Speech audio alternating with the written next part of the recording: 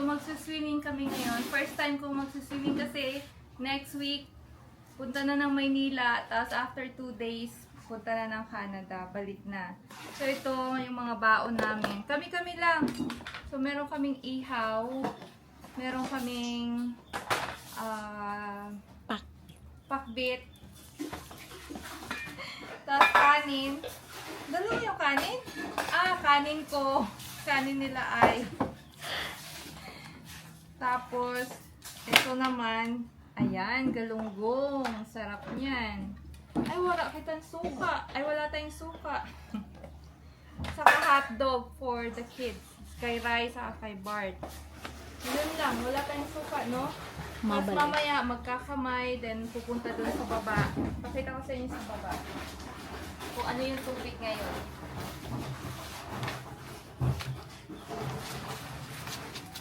Yan.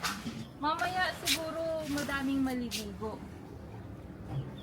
Pero, di ba na message, ay na video na namin na this will be open to the public na pwede kayong mag-rent, no? So, kung may mga kakilala kayo, English yung pag ano ko doon sa video na yon, i-forward nyo lang para makita nila yung place, and then kung gusto nila, just contact us on Facebook, Alex Molly TV. Tapos, i-coordinate ko na kayo kay Ai para, kasi kung tulog kami, si Ai syempre yung magsasagot sa inyo. Pag English, try nyo lang simplihan ha, kasi sabi ni Ai, sabi ni Ai, yung simpleng English lang. Or yung anak niya yung sasagot. Okay? So, mamaya, liligo tayo para, kasi first time ko maliligo din. Saka, mamaya magpapaitim. Sa Saturday, papaitim. So, yan. Kakain na sila. Ainin kami. Kulang nga lang ng suka. Mamalik. Oh, yan. Ayan o. Tapos, mamaya, magsuswimming na. Ang sarap ng food namin kahit fish and then hot dog for them.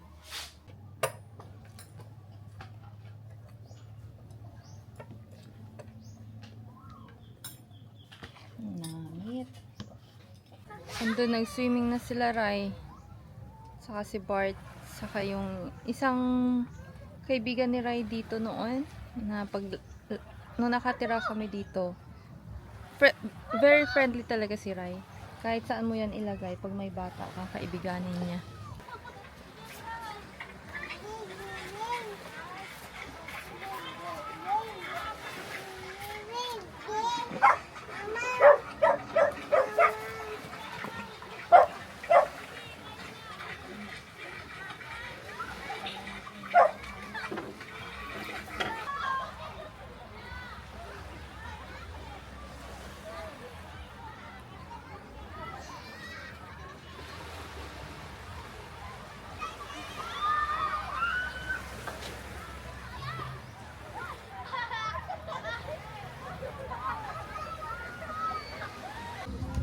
Pinapapinturahan namin ng bago kasi faded na. Tapos change namin yung kulay.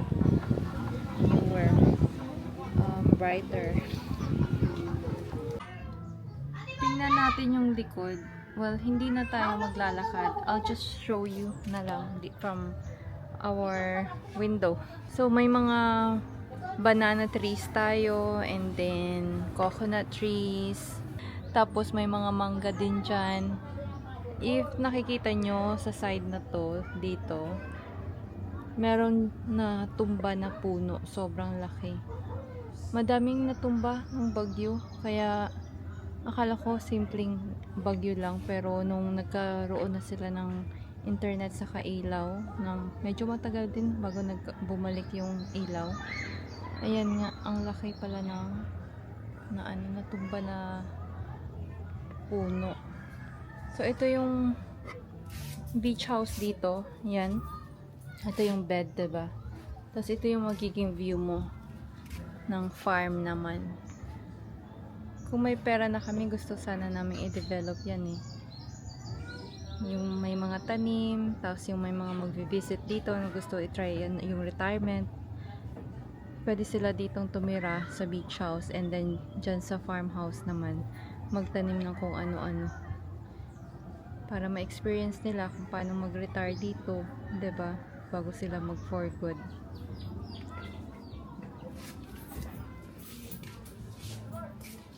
Tapos na ikaw, gang?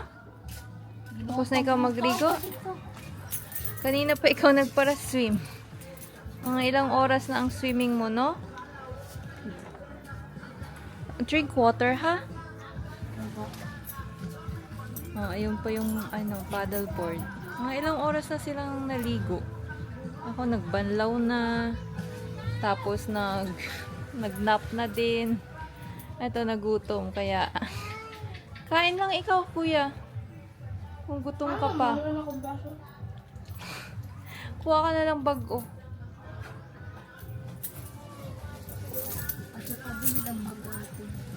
Opo. Ang cute-cute ng batang to, oh.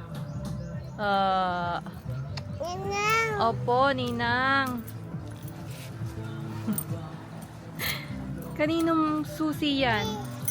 Ha? Kaninong susi? Papang? Papang susi? O, si Bart, parang nilalamig na. Tapos Bart!